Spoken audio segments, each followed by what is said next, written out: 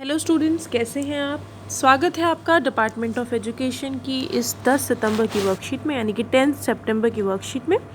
जैसा कि आप देख सकते हैं, वर्कशीट क्लास 10th के लिए है और इसका नंबर है 29। A time of surgery chapter हम लोगों ने ऑलरेडी स्टार्ट किया था। हम पिछली 2 वर्कशीट से ये चैप्टर कर रहे हैं, तो चलिए आज इसको कंटिन्यू करते हैं।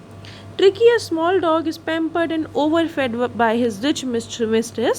He fell seriously ill, and his mistress consults a veterinary surgeon, Dr. Heroit, who narrates the story of the dog's treatment. How does the dog recover? तो सेम चीज़ हर वर्कशीट की स्टार्टिंग में लिखा होता है कि जो ट्रिकी है वो छोटा सा कुत्ता होता है, डॉग होता है, जिसकी जो मिस्ट्रेस है, मालकिन है, उसको बहुत ज़्यादा पैम्पर करती है और बहुत ज़्यादा उसको खाना खिलाती है, जिस वजह से वो बहुत बीमार हो जाता है। और बीमार होने पे जो उसकी मिस्ट्रेस है वो डॉक्टर को कंसल्ट करती है, और आप सभी को पता ही है जो जानवरों का डॉक्टर होता है उसको कहते हैं हम वेट, यानी कि वेटनरी सर्जन। सो डॉक्टर हेरॉइड को वो कंसल्ट करती है और वो उसको ट्रीटमेंट करते हैं उसका, और ये पूरी की पूरी कहानी उसी के ऊपर है। चलिए एक्सट्रैक्ट को पढ़ लेते हैं। Being a veterinary doctor, the narrator, Mr. Heroid, knew that the only way to get Ricky well was to get him out of the house. He looked Ricky, the dog. अब उसके बाद hospital for the treatment he had already planned. अब जो mister हेरॉइड थे, veterinary doctor थे, उनको पता था कि ट्रिकी को उसके घर से बाहर निकालना ही पड़ेगा, उसको ठीक करना है। तो उन्होंने ऑलरेडी प्लान कर रखा था ट्रीटमेंट उसके लिए, और ट्रीटमेंट क्या था वो उसको अपने साथ लेके जाएंगे अपने क्लिनिक में या जो भी उनका सेंटर है वहाँ पे। At the surgery, the household dog searched around me. Tricky looked down at the noisy pack with dull eyes, and when put down, lay motionless on the carpet. For 2 days, I kept an eye on him, given him no food but plenty of water. He had no medical treatment of any kind, but all day he ran about with the dogs, joining in their friendly scrimmage. He became an accepted member of the gang, and unlikely silky little object amongst the shaggy crew, fighting like a tiger for his share of mealtime and hunting rats in the old houses at night. He had never had such a time in his life. बोला है कि वो उसको अपने साथ लेके आते हैं, और वहाँ पे क्या होता है, वो बिल्कुल नॉइजी सारा का सारा, उसकी आँख उसके बता रखा था कि वो मोशनलेस रहता है, हिलता नहीं है, कारपेट में ही रहता है, और 2 दिन तक वो उसको वैसा ही रखते हैं, उनको खाना नहीं देते उसको कुछ भी, और उसको प्लेंटी ऑफ वाटर यानी कि काफ़ी पानी पीने को दिया जाता है। उसका कोई ट्रीटमेंट स्टार्ट नहीं होता, कोई मेडिकल ट्रीटमेंट नहीं दिया जाता उसको, बस पूरा दिन वो जो बाकी कुत्ते हैं वहाँ पे उनके साथ इधर से उधर डोलता रहता था, खेलता था, खाने के लिए झपटी करता था। बट हाँ, वो क्या था कि वो जो बाकी शैगी क्रू जो अलग डॉग्स हैं उनमें से ये क्या था, एक सिल्की लाइक ऑब्जेक्ट था, बिकॉज आपको पता ही है कितनी अच्छी तरीके से उसकी मिस्ट्रेस उसको इतने बढ़िया तरीके से रखती थी। All the while Mrs Pumphrey anxiously in the background, ringing a dozen times a day for the latest bulletin. अब उसके बाद बोला है कि जो इस बीच क्या है, जो मिसेस पेम्परी है वो क्या करती हैं, वो बार बार कॉल कर रही होती हैं और बिल्कुल अपडेट के लिए कि क्या हुआ, मेरा डॉग कैसा है, किस तरीके का है। I was able to tell her that little fellow was out of danger, and अब वो उसको बोलता है कि भाई ऐसा है, जो डॉग है वो अब आउट ऑफ डेंजर है, खतरे से बाहर है, और वो क्या कर रहा है, ठीक हो रहा है। The world seem to do nothing to Mrs Pumphrey, उसके लिए वो उससे कुछ फ़र्क नहीं पड़ता। She started to bring round fresh eggs 2 dozen at time to build up Tricki strength. वो उसके लिए अंडे भिजवाती थी, 2 दर्जन अंडे लेके भिजवाती थी, उसकी स्ट्रेंथ, उसकी ताकत बनाए रखने के लिए। For a happy period my partners and I had 2 eggs each for breakfast, but when the bottles of wine begin to arrive, the real possibilities of the situation begin to down to the household. They were days of deep content, starting well with the extra egg in the morning, improved the sustained by the midday wine, and finishing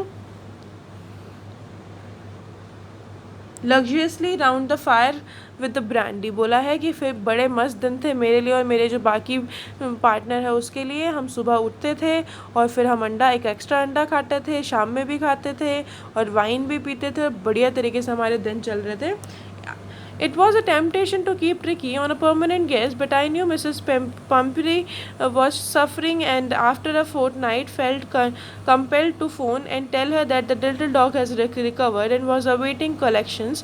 In 2 weeks he had been transferred in a lathe hard-muscled animal. He was fighting, keeping up well with the pack, stretching out in great bound, his chest almost brushing the ground. Oh, Mr. Heroid, she cried, how can I ever thank you? This is a triumph of surgery. बोला है 2 हफ्ते के बाद जो doctor है वो उसको भेजना तो नहीं चाह रहे थे, क्योंकि आपने देखा है कितने बेनिफिट्स मिल रहे थे डॉक्टर को, लेकिन जैसे तैसे खुद को कंपेल करके वो मिसेस पेम्परी को कॉल करके बोलते हैं कि भाई अब इनको ले जाने का टाइम हो गया, आप ले जाइए। और इस तरीके से वो बिल्कुल ठीक हो जाता है। और मिस्टर जब वो उसको लेने के लिए आती हैं वहाँ पे, वो तो मिस्टर हेरॉइड को कहते हैं कि अब मैं आपका शुक्रिया कैसे अदा करूँगी। और ये क्या है, this is a Trump of surgery, Triumph of surgery, यानी कि ये सर्जरी की जीत है। अभी कुछ क्वेश्चंस दे रखे हैं हम लोगों को, चलिए उनके आंसर्स भी कर लेते हैं। पहला क्वेश्चन है, What kind of treatment was given to Tricky? Did he help in his recovery? कैसा ट्रीटमेंट दिया था, वो रिकवर करता है? तो यहाँ पे इसका आंसर है Tricky was given a non-medical treatment. His diet regime was altered depending upon his body response to it. He was kept on liquid diet for the first 2 days and then his diet was gradually increased. Yes, this treatment did help Tricky as he built up energy in him. बोला है non medical treatment मिला था उसको, मतलब non medical treatment का मतलब क्या है, दवाई नहीं दिया गया था उसको, ठीक है, उसकी बॉडी को टाइम दिया गया रिस्पॉन्ड करने के लिए, उसको लिक्विड डाइट दी गई पहले 2 दिन के लिए, उसके बाद इसकी डाइट बढ़ाई गई और हाँ इस तरीके से जो ट्रिकी है वो ठीक हो गया। अगला क्वेश्चन है, why was it a temptation to keep Tricki as a permanent guest? सो क्यों उसको परमानेंट गेस्ट रखने की टेम्पटेशन थी? The narrator was tempted to keep Tricki on a permanent guest because Mrs Pumphrey had started bringing eggs to build the strength of the Tricki. After this, the bottles of wine and brandy were another enjoyment. The narrator and his partners started enjoying the eggs and wine, all meat for Tricky. ये बोला है कि क्या किया, starting में अंडे लेके आई, फिर ब्रांडी आई और फिर उस तरीके से वाइन आई, और जो वो नरेटर है और उसका जो पार्टनर है उनको जो ये इतनी सारी चीज़ें मिल रही थी वो उसको इन्जॉय कर रहे थे, इसलिए वो उसको नहीं बेचना चाह रहे थे। तीसरा क्वेश्चन है, what was informed to Mrs Pumphrey on phone? क्या इन्फॉर्म किया गया? So wanted to explain the critical condition of the poet stock Tricki to doctor. जो पेम्परी है वो उन्हें पता था कि वो सफ़र कर रहे हैं, तो कंपेल किया गया, felt compel to phone and tell her that the little dog had recovered and was awaiting collection. मतलब वो ठीक हो गया और वो वापस जाने के लिए वेट कर रहा है. Why does Mrs. Pemberley think the dog's recovery is a triumph of surgery? क्यों उनको लगता है कि जो डॉग की रिकवरी है वो triumph of surgery है? तो Mrs. Pemberley thinks that the dog's recovery is a triumph of surgery because in 2 weeks Tricky had recovered completely and had been transferred into a hard-muscled animal. She declared Tricky's recovery as a triumph of surgery to express her happiness and gratitude towards the doctor. 2 हफ्ते में इतना change लेके आ जाते हैं वो tricky के अंदर, और वो चेंज को देख के वो बोलती है कि ये क्या है, ये बिल्कुल सर्जरी की जीत है. 5th क्वेश्चन है, excess of everything is bad, comment on the wake of Mrs Pumphrey's love for Tricki. बोला है एक्सेस से ज़्यादा चीज़ें ख़राब होती हैं, बताओ कहानी के माध्यम से. So Mrs Pumphrey served him extremely spoilage at Tricky's health to such a degree that he had to be hospitalized. Even in the hospital, she resumed conveying Tricky her love through chocolate and cakes. Her affection and concern for Tricky showed that excess of everything made him fall suffering. Thus, this can be said that everything is in excess is harmful. बोला है जो Mrs पेम्परी थी बेटा, हमने देखा है कि वो प्यार तो बहुत करती थी अपने कुत्ते से, उसको इतना सारा इतना महंगा महंगा खाना वाइन सब कुछ देती थी, लेकिन भाई ज़रूरत से ज़्यादा तो चीज़ें ख़राब होती है ना, तो उसके लिए वो बेनिफिट करने की बजाय उसके लिए वो नुकसानदायक सिद्ध हो रहा था. तो हम कह सकते हैं कि excess of everything is bad. 6th question है, find the words from the passage which means, word निकालने हैं जिनका मतलब होता है रफ या कन्फ्यूज्ड. तो रफ इसका मतलब होता है ये scrimmage, recovering from illness, convalescing, फिर है रिकवरिंग हो गया flexible, lithe, a place where surgeon treats patient,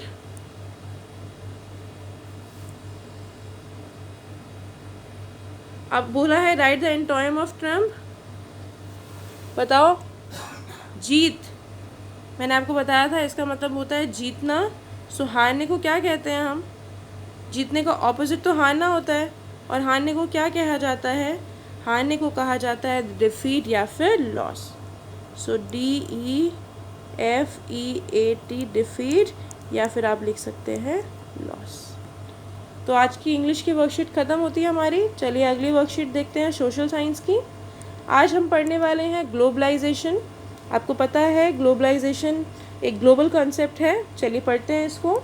in the past 2 or 3 decade more and more MNCs यानी कि जो मल्टीनेशनल कंपनीज होती हैं have been looking for locations around the world which would be cheap for the production. अभी बोला है कि भाई बहुत 2-3 डिकेड से क्या हुआ, जो MNCs हैं वो जगह ढूंढ रही हैं जो उनके प्रोडक्शन के लिए चीप हो, सस्ती हो। Foreign investment by MNCs in these countries had been rising. आपको पता है यहाँ भी भाई MNCs बढ़ रही है। At the same time foreign trade between countries has been increasing rapidly. और क्या हो रहा है, जो फॉरेन ट्रेड हो रहा है कंपनीज के बीच में, कंट्रीज़ के बीच में, वो भी बढ़ रहा है। The result of great foreign investment and great foreign trade has been greater integration of production in market across countries. अभी दिख रहा है आपको मार्केट्स आ रही हैं। पहले थोड़ी ना इतना आसान था कि भाई अलग अलग कंट्रीज़ में, अभी जो कंट्री में कुछ बन रहा है वो दूसरी कंट्री के अंदर भी आ रहा है। जैसे आपको पता ही होगा हम लोग कितना बोल रहे हैं मेट्रो मेट्रो मेट्रो नहीं चल रही, मेट्रो नहीं चल रही। तो इंडिया का कंसेप्ट थोड़ी ना मेट्रो, मेट्रो तो बाहर से आया है।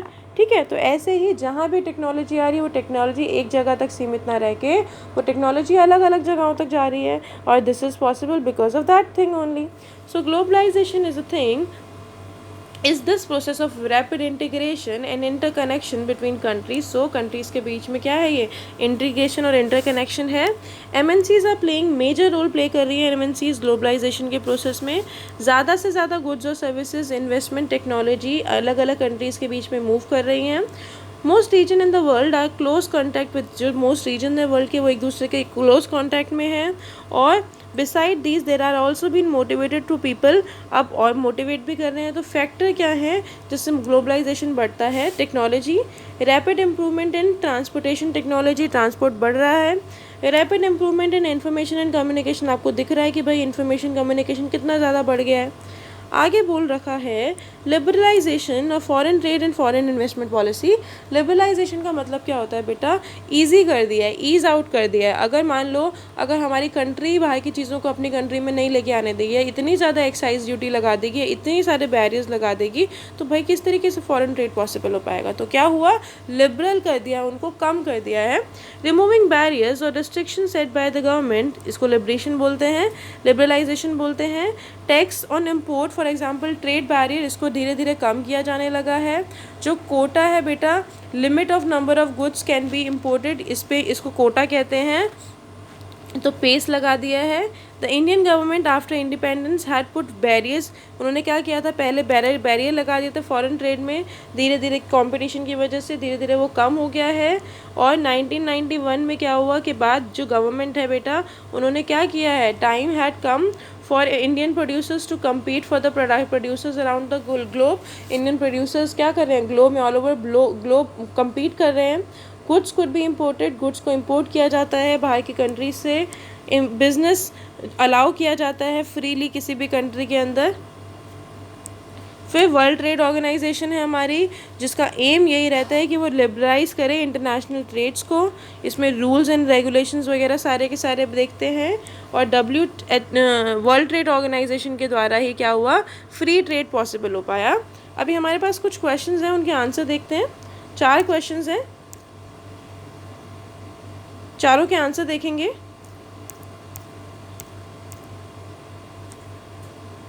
पहला है question number 1, most regions of world are in close contact with each other than a few decade back. बोला है क्यों, रीज़न बताइए। सो जो कंट्रीज़ हैं बेटा वो क्लोज कॉन्टैक्ट में है ईच अदर के। All this has been possible due to the technological development, technology की वजह से पॉसिबल हो पाया। Transport, communication, MNC, foreign trade, इसकी वजह से। अगला क्वेश्चन है, after independence the Indian government put, India जो गवर्नमेंट है उसने बैरियर्स लगा दिए थे, ठीक है, उन्होंने रिमूव कर दिया 1991 के बाद। अब बताइए क्यों। So there were 2 reasons, 2 reasons हैं बेटा। पहला तो गवर्नमेंट क्या चाहती थी, इंडियन कंपनीज़ को, सो दैट वो कम्पीट कर पाएँ, क्योंकि अब लगा लो बाहर से सस्ता सामान मिल गया तो इंडियन कंपनीज़ का सामान तो कोई खरीदेगा ही नहीं। जैसे चाइनीज़ सामान है वो सस्ता मिलता है ना, तो लोग उसी को खरीदते हैं। पहले से ऐसा करते तो इंडियन तो कोई खरीदता ही नहीं। और second, Indian companies also get a chance to invest abroad, so that जो इंडियन कंट्रीज़ हैं वो भी बाहर इन्वेस्ट कर पाएँ। This increase choices and quality for Indian customers and also made them cheaper. So उनको क्वालिटी भी मिली, चॉइसेस भी मिली और चीज़ों को चीपर भी बना दिया उन्होंने, सस्ता भी बना दिया। थर्ड क्वेश्चन है, Vrinda wants to get an imported toy crane, 300 रुपये की मिल रही है लेकिन गुड क्वालिटी की 350 में अवेलेबल है। जो गवर्नमेंट है 60% टैक्स लगाती है टॉय के ऊपर। अब वो कौन सा वाला खरीदे, ठीक है। हाउ डज यू थिंक, क्या लगता है आपको कि किस तरीके से मूव करेगा। So hopefully now Vrinda will by Indian toy खरीदेगी। क्यों? क्योंकि जो इम्पोर्टेड टॉय है बेटा वो 450 का पड़ेगा, क्योंकि 60% उस पर इम्पोर्ट ड्यूटी लगी है। तो 300 का 60% कितना होता है? 1। तो वो उसकी कॉस्ट में ऐड हो जाएगा, ठीक है। On the other hand Indian toy train cheap है और अच्छी क्वालिटी की भी होगी, तो इसलिए वो क्या करेगी, ठीक है। फोर्थ क्वेश्चन है, Gaurang is a youth who returns to the small village in Mahipalpur after completing education complete करके वो अपने गांव वापस जाता है। उसको एक बास्केट मिलती है, देखता है वो ट्राइबल में जो बहुत डिमांड में है। अब बताओ आईसीटी किस तरीके से हेल्प करेगा कम्युनिटी को बिजनेस लेके आने में। आईसीटी आप समझते हैं, आजकल आप लोग आईसीटी का ही वो यूज़ कर रहे हैं पढ़ाई करने के लिए। ये जो फ़ोन यूज़ कर रहे हैं, लैपटॉप यूज़ कर रहे हैं, सब आईसीटी में ही आता है। तो गौरंग क्या करेगा, एक ऐप लॉन्च कर सकता है प्रॉफिटेबल बिजनेस फॉर बास्केट के लिए। सेकेंडली वो क्या कर सकता है, ई कॉमर्स वेबसाइट स्टार्ट कर सकता है, जैसे कि फ्लिपकार्ट में, अमेजन, मिंत्रा, यहाँ पे भी इन सबको सेल परचेज़ कर सकता है। अपनी खुद की वेबसाइट लॉन्च कर सकता है और जहाँ से वो चीज़ें बेच और ख़रीद सकता है। तो चलिए इंग्लिश में कर ली वर्कशीट हमने, हिंदी में देखते हैं आप। सेम वर्कशीट है हिंदी में। ग्लोबलाइजेशन आज का हमारा वर्कशीट का टॉपिक है। ग्लोबलाइजेशन का मतलब क्या होता है बेटा, वैश्वीकरण इसको हम हिंदी में कहते हैं। किस तरीके से पॉसिबल है, आप देख रहे हैं कि आजकल जो व्यापार है वो एक देश में सीमित ना रह के अलग अलग देशों के बीच में हो रहा है। भारत में भी जो अलग अलग देशों से व्यापार है वो बढ़ता चला जा रहा है। जो विदेशी हैं वो हमारे देश में निवेश करते हैं। सो विभिन्न देशों के बीच परस्पर संबंध और तीव्र एकीकरण के क्रिया को ही हम वैश्वीकरण कहते हैं बेटा।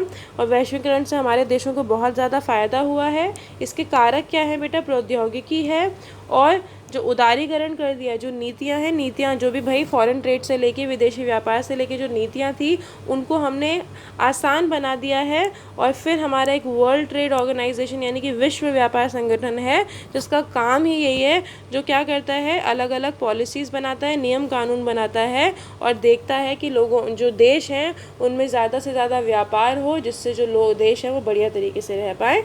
तो यही सब है। आपने इंग्लिश मीडियम की वर्कशीट में भी देखा होगा, मैंने आपको एक्सप्लेन किया है, हिंदी एक्सप्लेनेशन है। अगर आपने नहीं देखा तो एक बारी पीछे जाके सुन लीजिए उसको, बिल्कुल सारा वही चीज़ें बता रखी हैं इसमें। कुछ क्वेश्चंस हैं, चलिए उन क्वेश्चंस के आंसर देख लेते हैं आप।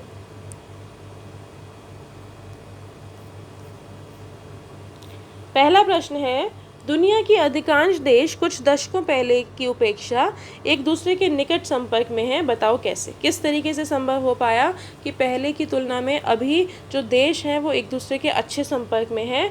तो बेटा यह संभव हो पाया है परिवहन, संचार के साधनों और तकनीकी विकास, बहुराष्ट्रीय कंपनी का आगमन और विदेशी व्यापार में वृद्धि। अब आपको पता है, अगर मान लीजिए हवाई जहाज ही नहीं होता तो कैसे यहाँ से लेके कहीं और ट्रेड हो पाता, पॉसिबल ही नहीं हो पाता। तो इन सब वजहों से बढ़ रहा है विदेशी व्यापार। स्वतंत्रता के बाद भारत सरकार ने देशी उत्पादों को विदेशी प्रतिस्पर्धा से बचाने के लिए विदेशी व्यापार और विदेशी निवेश को में अलग अलग अवरोध लगाए थे। 1991 के आसपास से अवरोधों को हटाने का फैसला लिया गया था। अब बताइए 2 लाभों के बारे में बताना है। तो भारत सरकार ने 1991 से पहले बहुत सारे अवरोध लगाए थे, जिसमें से कि क्या था, कंपनी विदेशी कंपनियों में, ताकि जो कंपटीशन है, जो प्रतिस्पर्धा है वो कम हो जाए। दूसरा, भारतीय कंपनियों को भी विदेश में निवेश करने का मौका मिल सके। इससे भारतीय ग्राहकों के लिए विकल्पों और गुणवत्ता में वृद्धि हुई और वस्तुएं सस्ती हो गई। थर्ड देखेंगे, वृंदा ने बेटा क्या किया है, उसको आयते टॉप ट्रेन खरीदनी है जिसकी कीमत 300 रुपये है, लेकिन और जो अच्छी गुणवत्ता की है वो यहाँ मिल रही है 350 की। अच्छा, उसके बाद बोला है लेकिन एक पे क्या लगेगा, जो बाहर से आयात कराएंगे उसमें 60% क्या लगेगा, टैक्स लगेगा। तो बताइए कौन सी खरीदनी चाहिए, क्यों। तो उम्मीद है कि वृंदा भारतीय टॉय ट्रेन खरीदेगी, क्योंकि भारत सरकार द्वारा 60% आयात शुल्क लगाने से आयत ट्रेन कितनी हो जाएगी, 450 की हो जाएगी, जो कि महंगी है, और यहाँ वाली की गुणवत्ता भी बढ़िया होगी। तो इस तरीके से वो क्या करेगी, यहाँ से बनी हुई खरीद लेगी। फिर बोला है गौरांग एक युवा है बेटा, वो अपने गांव गया और वहाँ पे उसने देखा कि भाई वहाँ पे टोकरियाँ बनाते हैं लोग, और उसने देखा कि भाई इन टोकरियों की तो बड़ी डिमांड है यहाँ पे। तो भैया बताइए वो किस तरीके से उनको बेचने में मदद कर सकता है। तो बेटा वो क्या क्या कर सकता है, आईसीटी का प्रयोग कर सकता है। आप सोचेंगे आईसीटी क्या होता है। आईसीटी बेटा जो आजकल आप यूज़ कर रहे हैं उसको आईसीटी कहते हैं। हम कंप्यूटर, टीवी, ठीक है, इंटरनेट, इन सबको यूज़ करके हम आजकल पढ़ाई कर रहे हैं, तो वो आईसीटी ही है। आईसीटी का फुल फॉर्म होता है इंफॉर्मेशन एंड कम्युनिकेशन टेक्नोलॉजी। तो इसका आजकल यूज़ कर रहे हैं हम, तो वो भी आईसीटी का प्रयोग कर सकता है। वो क्या कर सकता है, अलग अलग ई कॉमर्स प्लेटफॉर्म्स हैं जैसे कि मिंत्रा, अमेज़ॉन, फ्लिपकार्ट, वहाँ पे बेटा वहाँ पे बेच सकता है। खुद की वेबसाइट बना सकता है बेटा, और वो ऑनलाइन ताकि लोग ऑनलाइन ऑर्डर दे सकें, वो ऑनलाइन चीज़ें बेच सकें। तो इसके साथ ही हमने आज की वर्कशीट कंप्लीट कर ली। सबसे पहले इंग्लिश था, फिर एसएसटी थी इंग्लिश मीडियम में, और फिर है हिंदी मीडियम में। आशा करती हूँ आपको कि वीडियो समझ में आई होगी। कोई डाउट है तो आप नीचे कमेंट करके पूछ लीजिए। कल मिलते हैं कल की वर्कशीट के साथ। तब तक के लिए स्टे हेल्दी, स्टे सेफ।